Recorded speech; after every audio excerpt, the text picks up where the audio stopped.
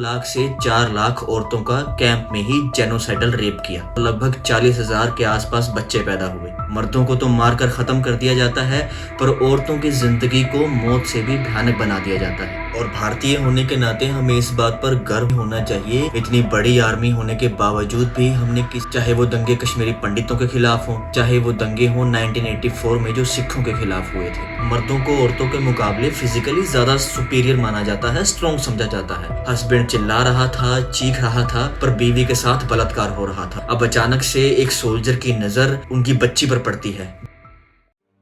इतिहास इस बात की गवाही देता है कि जब जब मर्द को गुस्सा आया है, तब तब उसका सबसे पहला शिकार औरत ही बनी है।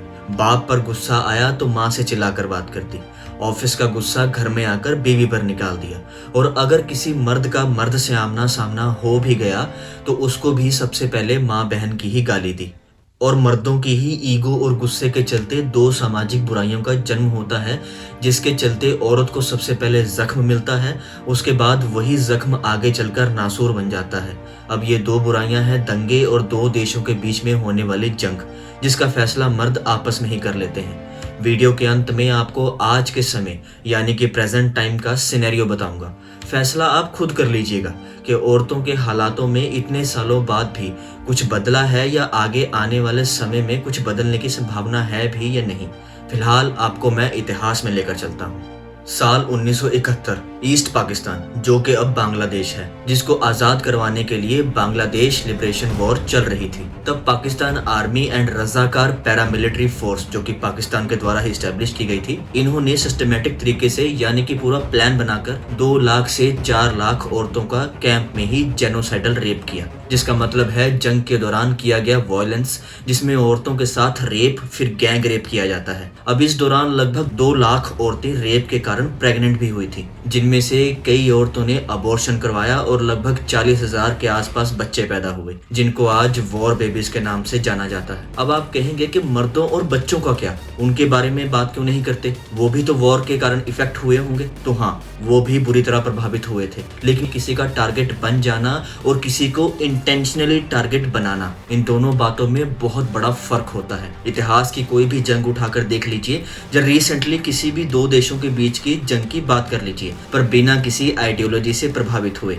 एनालिसिस कीजिएगा तो आपको ये बात देखने को मिलेगी कि जंग में औरतों को पूरी प्लानिंग के साथ निशाना बनाया जाता है। मर्दों को तो मारकर खत्म कर दिया जाता है, पर औरतों की जिंदगी को मौत से भी भयानक बना दिया जाता है, ताकि किसी भी देश या उसकी आर्मी जो अपने देश के लिए लड़ रही है उसके मनोबल को तोड़ा जा सके, उसकी फाइटिंग स्पिरिट को खत्म किया जा सके।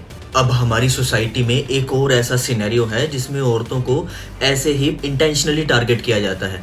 मैं बात कर रहा हूँ दंगों की, जो किसी भी तरह के 2 या उससे ज्यादा ग्रुप्स के लोगों के बीच में हो सकते हैं, कास्ट, क्रीड, रेस या किसी भी तरह की आइडियोलॉजी में चल रहे मतभेद को लेकर। अब ये दंगे जब बहुत ज्यादा वायलेंट हो जाते हैं तो औरतों को इसकी भारी कीमत चुकानी पड़ती है, जिसका सबसे बड़ा एग्जाम्पल हमारे सामने है। 1947 भारत के पार्टीशन के दौरान जो दंगे हुए थे, उन दंगों में मर्द तो आपस में मार काट करके मर जाते हैं, पर जो औरतें हैं उनको दंगाई अपनी हवस का शिकार बनाते हैं, ताकि अपनी फ्रस्ट्रेशन और गुस्सा निकाल सकें। अब सोचने वाली बात यह है कि वॉर और दंगों में औरतों को सबसे ज्यादा अमानवीय तरीके से क्यों टारगेट किया जाता है, जबकि ना तो वो जंग का हिस्सा होती हैं और ना ही वो दंगों में तलवारें लेकर रोड पर निकलती हैं। अब इसी बात का जवाब आगे आपको वीडियो में मिलेगा, पर उससे पहले आप दंगे और जंग को थोड़ी देर के लिए साइड में रखकर सोचिए कि आप एक MMA स्पोर्ट्स के प्रोफेशनली ट्रेंड फाइटर हैं। अब आप चाहेंगे कि आप अपने ओपोनेंट के कमजोर हिस्से पर वार करें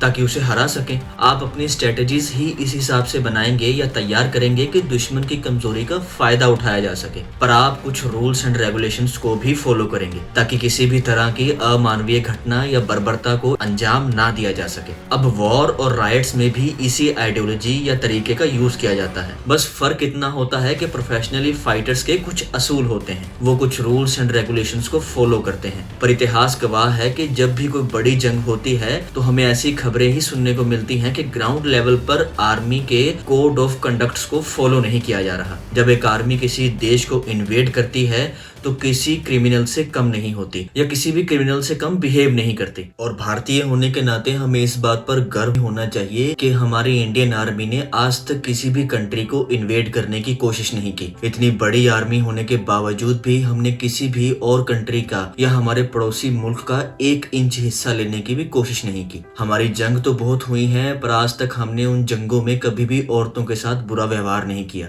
बट एज अ इंडियन हमें यह भी सोचना होगा कि भारतीय लोग बहुत ज्यादा दंगे देख चुके हैं, चाहे वो दंगे कश्मीरी पंडितों के खिलाफ हों, चाहे मुसलमानों के खिलाफ हों जो 2002 में गुजरात में हुए थे, चाहे वो दंगे हों 1984 में जो सिखों के खिलाफ हुए थे। कोई भी धर्म दंगों से अछूत नहीं रहा है, हर धर्म दंगों का शिकार हुआ है। पर बचा कौन है? पॉलिटिशियन, चाहे वो किसी भी धर्म का हो। आप नेशनल या इंटरनेशनल किसी भी बड़ी लीगल एंटिटी या गवर्नमेंट एंटिटी को उठाकर देख लीजिए, वो भी औरतों को हमारे समाज का एक ऐसा हिस्सा मानती हैं जिसको अपलिफ्टमेंट की बहुत ज्यादा जरूरत है, क्योंकि औरतों के खिलाफ वायलेंस की हिस्ट्री बहुत पुरानी है। आपको इतिहास में ऐसी हजारों लड़ाइयां पढ़ने को मिल जाएंगी जिनमें साफ दिखाई देता है कि कैसे औरतें मर्दों की क्रूरता और बर्बरता का शिकार हुई हैं। और दूसरी तरफ ये बात भी है कि जब जंग जैसी सिचुएशन या किसी से लड़ाई करने की बात आती है, मर्दों को औरतों के मुकाबले फिजिकली ज्यादा सुपीरियर माना जाता है, स्ट्रॉन्ग समझा जाता है। बस ऐसे ही हालातों में औरतों को ना चाहते हुए भी सोसाइटी का कमजोर हिस्सा बनना पड़ता है। रिसेंटली यूक्रेन और रशिया के बीच में जो वॉर हुई थी, उसी की एग्जांपल आपको देता हूँ, आपका दिल दहल जाएगा। अब एग्जांपल तो बहुत सारे हैं, पर ये एक ऐसा एग्जांपल है जो आपको सोचने पर मजबूर कर देगा